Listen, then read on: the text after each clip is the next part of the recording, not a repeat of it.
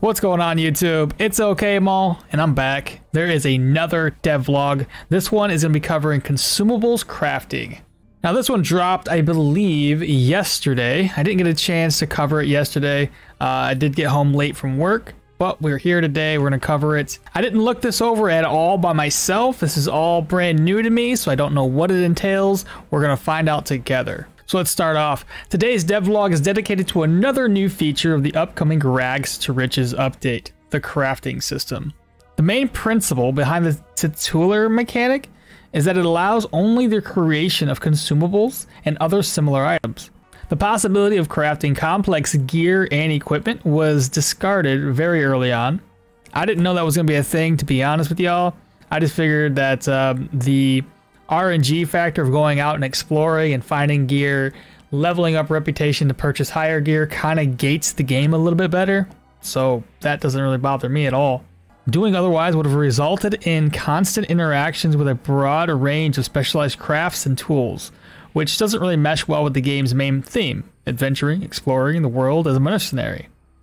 On top of that, being able to craft armor and weapons would demand a rather cumbersome system with lots of materials, tools, and so on, shifting the game's focus even further from what we aim to achieve. So that makes a lot of sense. That's the way I would look at it too. I completely agree with that. The system that revolves solely around the creation of consumables and various utility items makes the most sense in a context of pre-existing basic gameplay loop, adding more depth to the preparation stage. So starting with the basics, crafting is performed through a dedicated menu which can be accessed in 3 ways: by using the crafting basic ability, interacting with a workbench, such as the one you can upgrade in the caravan, or using a crafting kit. And here they're showing a bundle of brushwood, though I am unsure what a bundle of brushwood is for. Campfires cooked to reduce the duration of wetness. Okay, whatever. Moving on. In order to create an item, you'll need to possess both the correct ingredients as well as the knowledge. In the beginning, your character will know how to craft only the most simple items. The schematics for making anything more sophisticated will need to be found, looted, or purchased from traders. And here's a look of what the schematic would look like in your inventory. Just a little piece of paper with a drawing on it. It's pretty good, dope actually.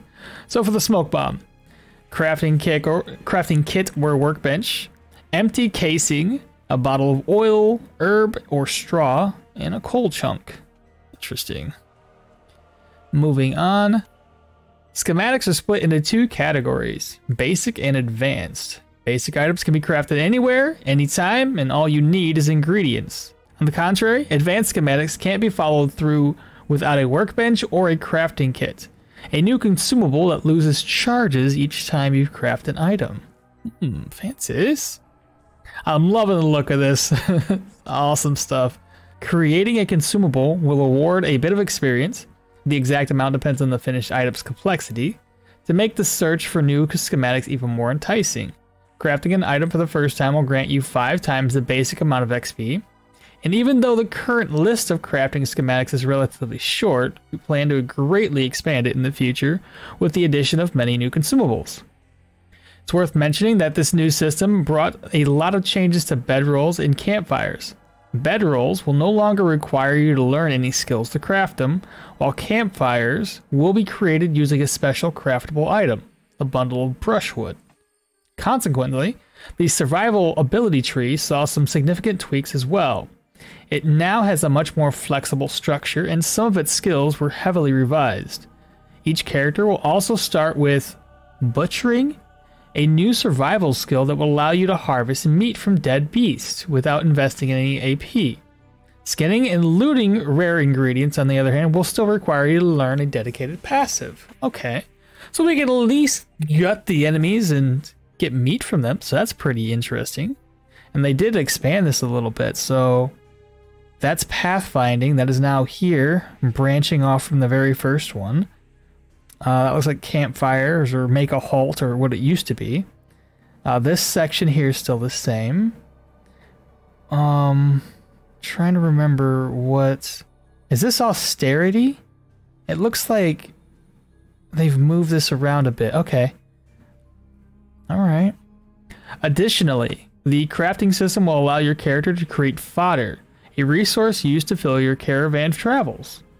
Oh, crafting system will allow your character to create fodder, which is the resource for us moving around. I hope we don't have to spend too many points in survival to be able to have to then craft fodder to replace or move our caravan around. Cause that would kind of suck. Okay. We'll have to keep an eye on that. Where was I? Resource for travels. Although fodder will be okay, it's purchasable. I didn't read far enough. From the stable hands, there's still a risk of finding yourself stranded from a civilization without sufficient supplies. That's where additional supplies will come into play. What are they doing right now? Making fodder? Oh, seriously? You just put a bunch of stuff together and craft fodder? Is that all the ingredients you need, or is that just a random assortment of straw and, you know, vegetables? Fodder can be crafted from any foodstuff suitable for horses, grains, straws, apples, and carrots. I think we've already answered our own question. Even some herbs. Using grains in particular will yield the most fodder, while the low nutritional value of straw will require you to collect a whole lot of it to make a difference. That's all for now. The next devlog will return with even more information on the caravan upgrades. As a parting gift, here's a glimpse of something that we're currently working on. What in the craziness is this? Is this like an upgradable hole in the wall? Or is this like a new dungeon? Because this one looks like a mine shaft, right? And this one just looks like a cave that we can go into and maybe fight a boss. Well, that was super short. I was expecting a little bit more. I held off until the day to cover this, so it really didn't mention much. And again, the fact that the survival tree has expanded, I hope we don't have to like dive too far into the survival tree just to craft more items. Again, they talked about schematics and being able to purchase schematics and find them out in the world. So if we can find those, that's less I have to worry about dipping into survival, let's say to get the skill points or ability points, essentially forcing my hand to put ability points into survival versus offensive and defensive abilities. So it's a very short video today, guys. I hope you're all excited for this. I still want to hear more about the caravan upgrades. We still don't know when the exact release date for Rags to Riches is going to be. Just keep our ear to the ground is all we can do. Hope it comes out within the next couple of months. That's really all we can do. But like always, don't forget to leave me a comment down below. I want to hear you guys' thoughts on this. Are you excited about it? Are you worried that the ability points expansion and the survival is going to cause us some issues in the future?